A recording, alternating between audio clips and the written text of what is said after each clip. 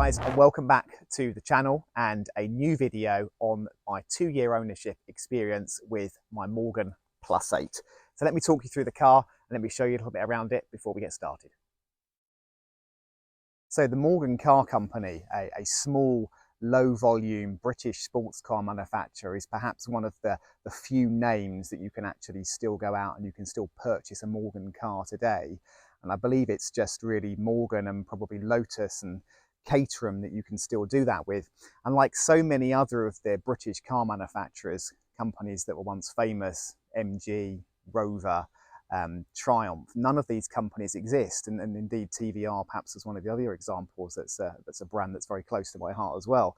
But one of the things that's unique about Morgan is they have stood the test of time. So this particular car, which is just over 30 years old, in fact it's 32 years old, it's pretty much the same as a car that you would buy today in terms of its appearance, and we'll talk through its appearance in just a few moments. But the car we have here, this is the Plus 8, which is probably the most ubiquitous Morgan. It's the one that the Morgan Car Company is most famous for.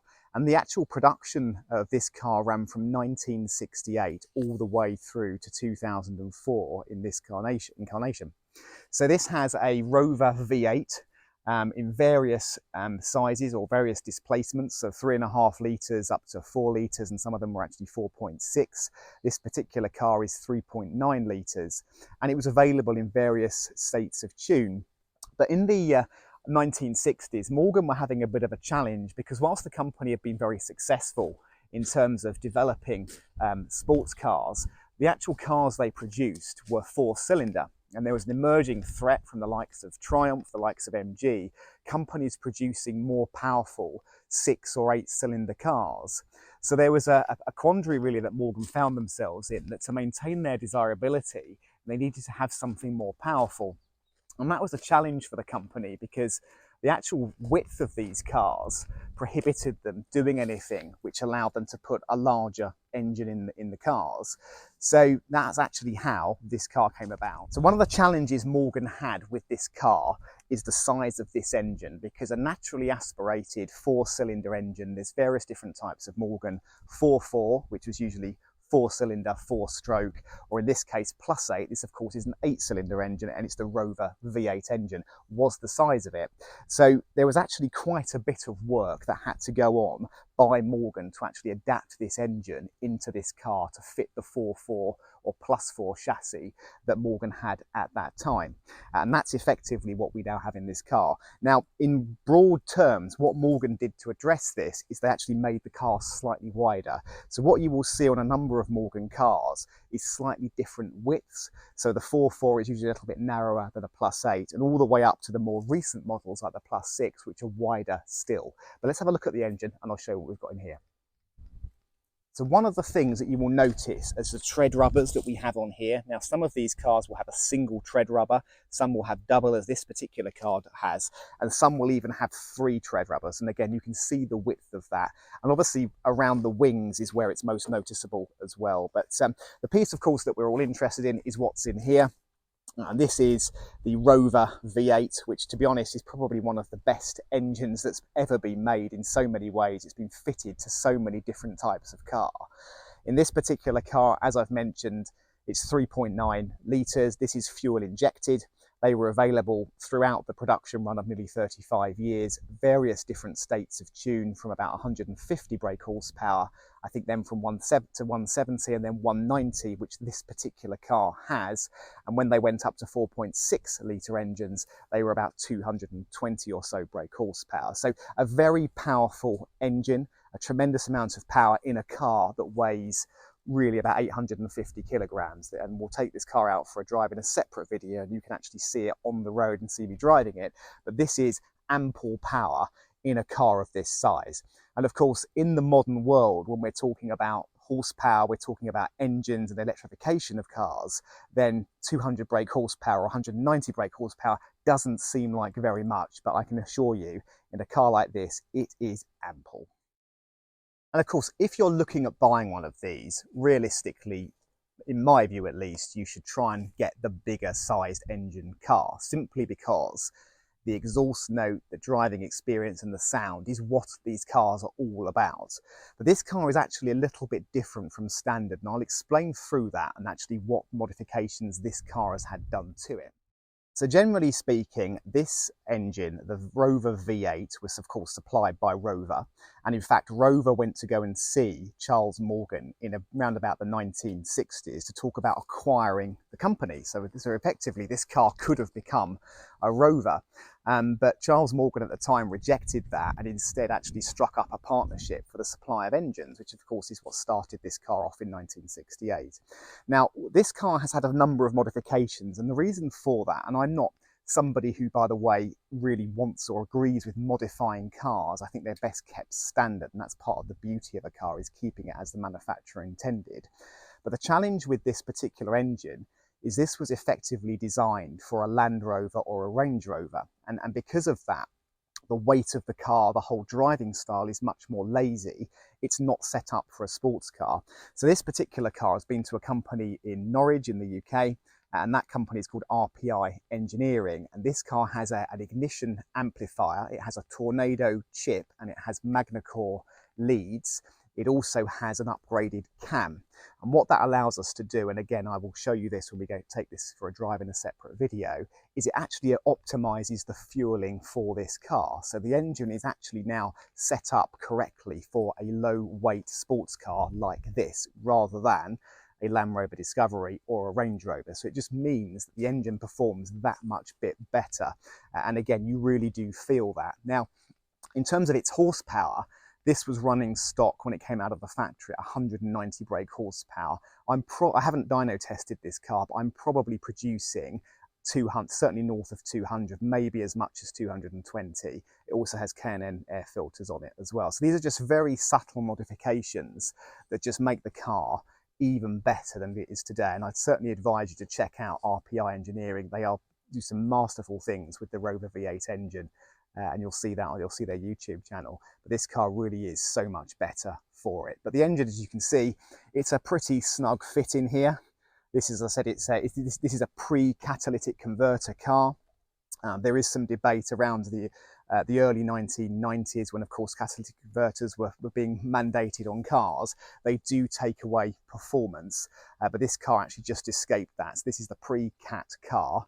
This car also has some modified Librans exhausts, which you will have seen in the startup video, sound absolutely amazing. So these are full stainless steel exhausts, modified manifolds, just to give that really lovely thrummy V8 noise, which really just make the car incredibly characterful.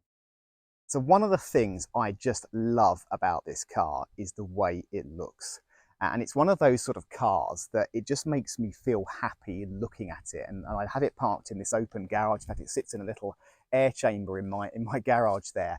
And just going out in the morning and seeing the car, it's a really happy car. And you really notice this even at junctions and when you're on the road, that this car gets so much attention, more so than any other car really I've driven. I've driven all sorts of cars, that people will let you out at junctions, people go past and wave at you, they stare at it because they don't know what it is. But in terms of its design language, and I touched on this earlier, you can buy a Morgan Plus 6 today, which looks pretty much the same as this car. Now, it is a totally different car mechanically, it has a very different chassis, but in terms of its actual design language, these lovely swooping wings, you have exactly this shape. So it just shows you how timeless and how wonderful this design is, that it's stood the test of time. And the great thing with Morgan is that you're very, very unlikely to ever find two Morgans that are the same, because you could have so many different ways or so many different options when you're specifying one of these cars from new. So any colour you want. This is Morgan, I believe, one of the first companies to actually allow customers to choose any colour, and they would paint the car in that colour for you. But down to the trims you would have, the leather. As you can see, this car, for example, has the chrome rear light accents. There are so many ways to customize this car that you're very, very unlikely ever to find one that's going to be the same as another.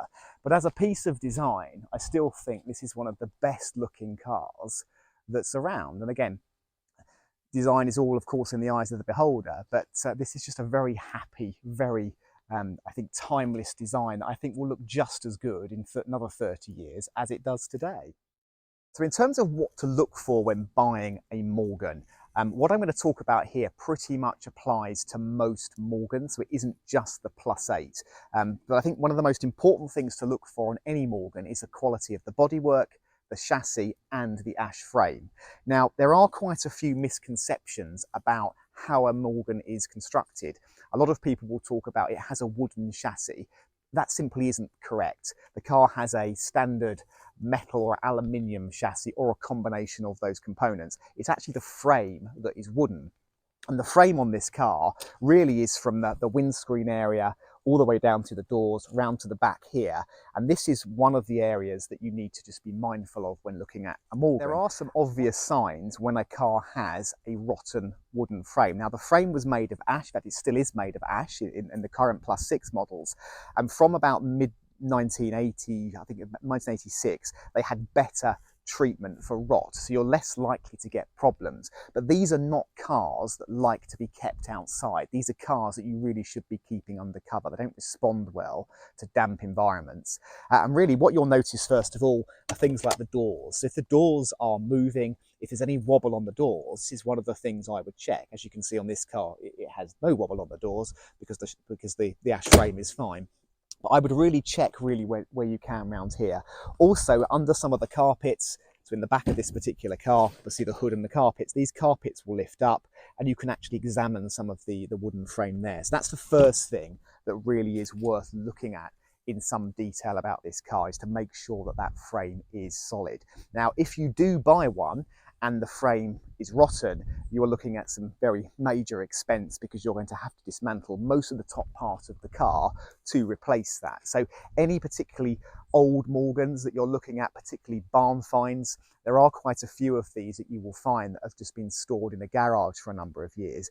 Generally speaking, many of them will be very good. They'll just need recommissioning, but it must really be kept under cover just to protect that ash frame. And like I said, from around about the mid 1980s, I think it was 1986, there was a cuprinol treatment, and that really has preserved a lot of the wooden frame that exists on these cars. Now, next things to look for, of course, are bodywork. Most of these cars are, of course, now very old. So you're looking at cars that are 30 years old. There are two types of bodywork. This particular car is aluminium. There are steel cars as well. And where they tend to go, there's some obvious places. So particularly around the wings, you'll get rust around this particular area here. You will start to get some cracking on the areas around the headlights. And there's all the sort of telltale signs on the corners is where you're likely to get damage or where you're likely to see rust, again around the windscreen. And then equally around the back on the wings, around the lower parts here, where of course the mud will flick up from the wheels. So these are all areas which you should check thoroughly for rust and for any kind of degradation of the actual bodywork. Now, this particular car has been fully restored. It's had a respray, it's had an interior refresh, so as you would expect, it's in really very, very good condition. But ultimately, these are cars that are usually very well looked after by their owners. So you will find many of them that do very few miles a year.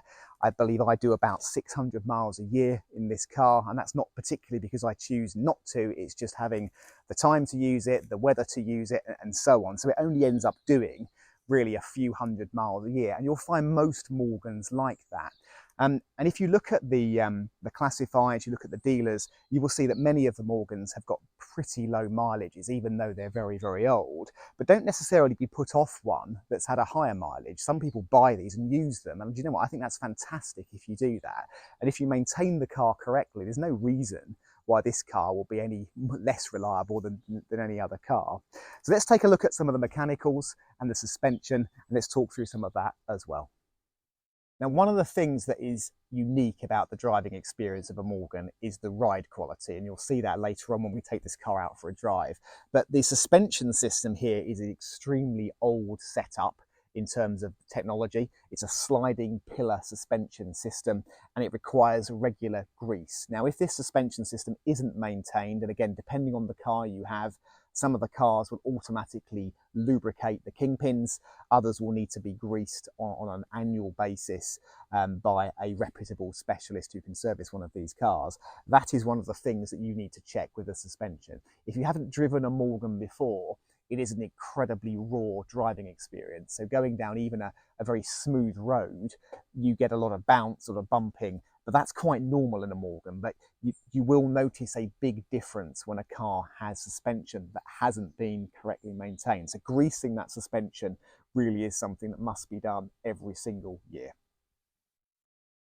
In terms of engine, I mean, like any other car, it just needs to be maintained. The Rover V8 is an incredibly reliable engine. It's a robust engine. You really get very few problems with it if it's maintained correctly. And I've had this engine in various different sports cars that I've owned over the years. And one of the things, of course, it's famous for is overheating. So you need to make sure you've got correct cooling.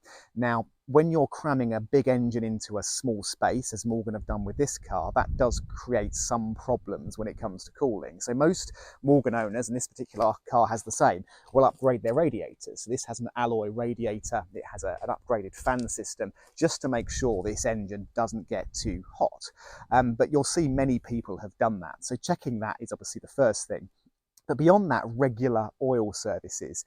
These engines will sound very tappety, very knocky, if that's such a word, if they're not maintained correctly. So just an annual oil service on one of these, and this is not a complex engine. Most garages will be able to service this sort of car. So I've said a few times already, the thing this car really doesn't like is water. Now, you could, of course, use this all year round. I choose not to do that because I want to preserve the car.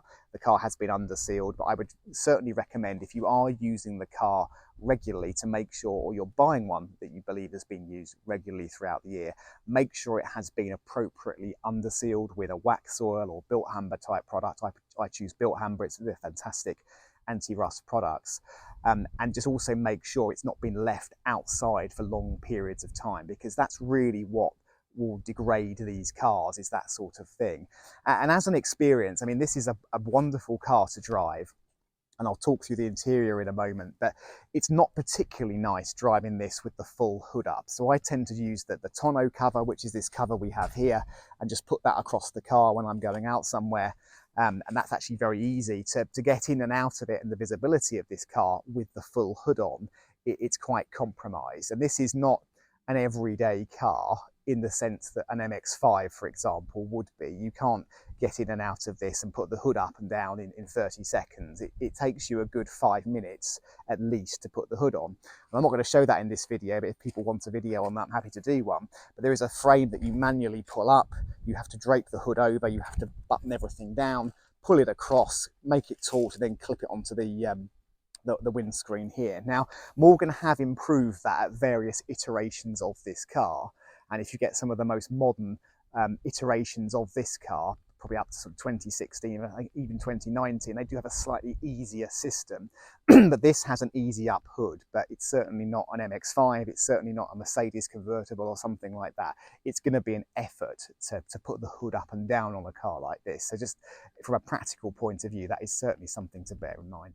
So getting in and out of a car like this is probably one of the most challenging things. I'm 6'1", and I can get in and out of it reasonably easily, but it is something that is a little bit compromised. I'll show you. So my preferred method is to put one foot in, foot on the clutch, and drag myself in, and I'm in. And once I'm in, do you know what? It's really very comfortable in this car. There's nothing unpleasant or untoward about it at all. So once I'm inside here, it really is very comfortable. I've got this lovely walnut dashboard. I've got leather seats. I've got a 5-speed manual gearbox, of course. And that's the other thing with this car. There were various different types of gearbox option. The earliest cars had the Rover SD1 gearbox, and I think it was probably a Moss gearbox pre that.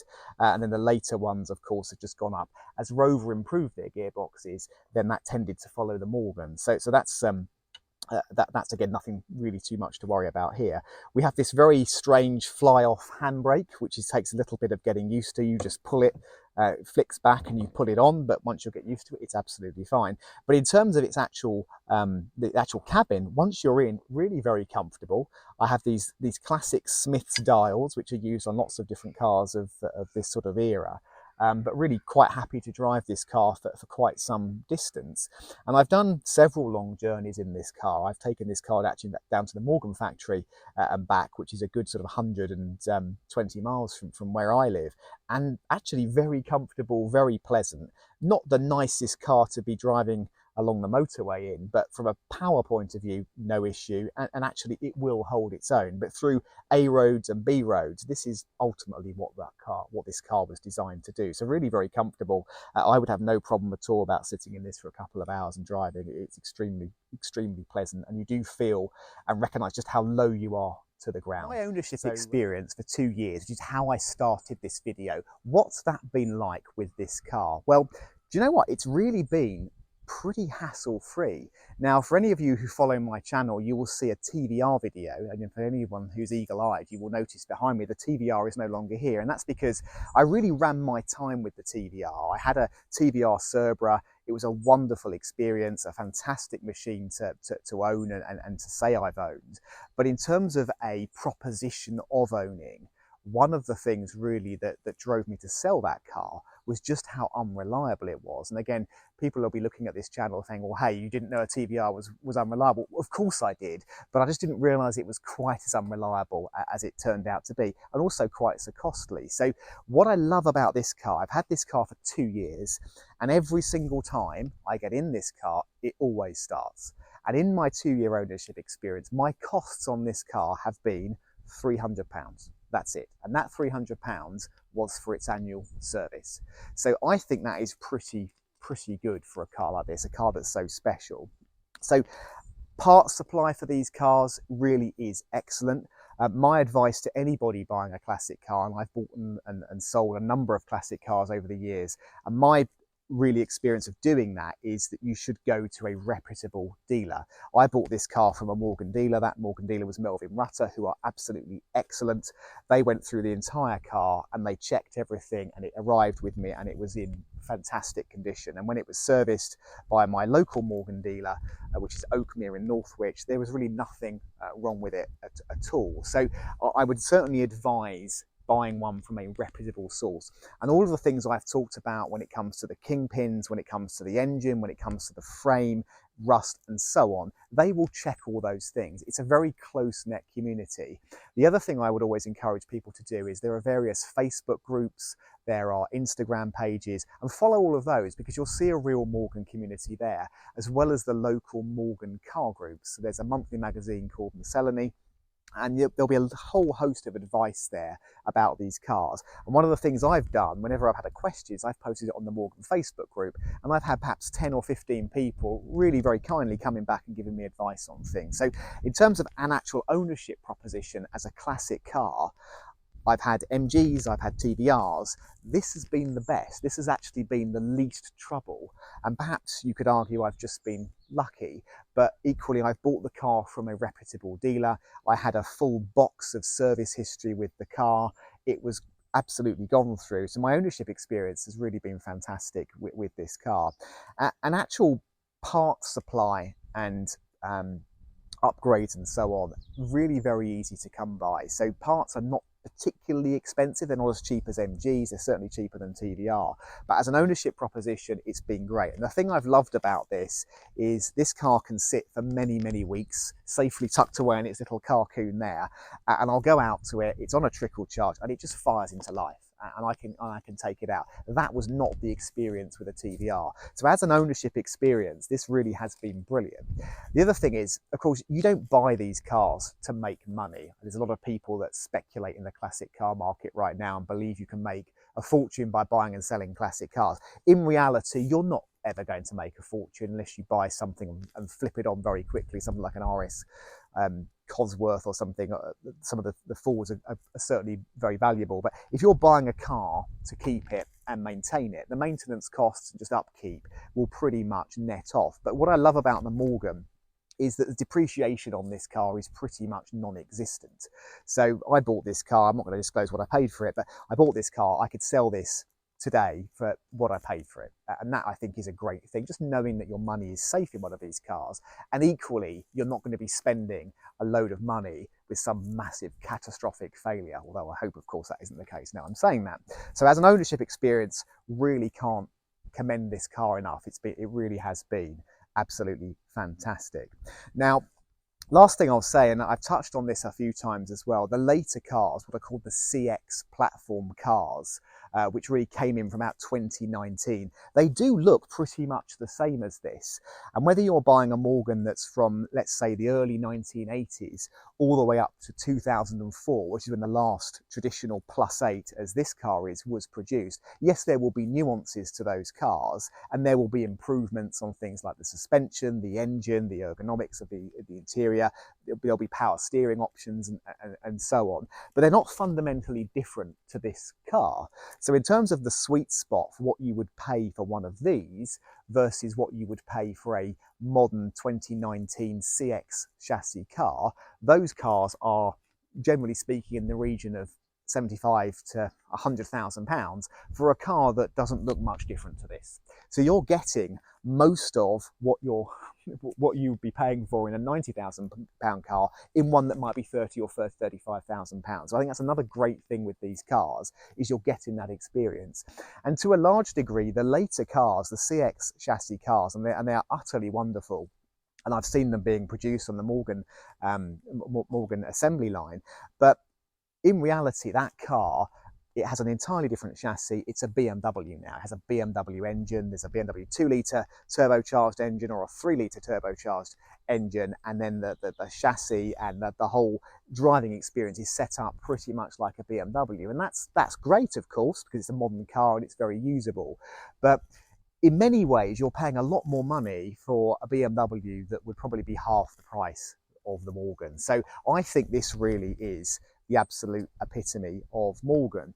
And not just that, the Morgan Car Company, as I said at the actual start of this video, is one of those few survivors. So all the names we've mentioned, all the names we've seen, all the classic cars you might see at shows, those names are no more. And there's various discussions about TVR coming back. I mean, let's see if that happens. I personally have my doubts. But Morgan are still going.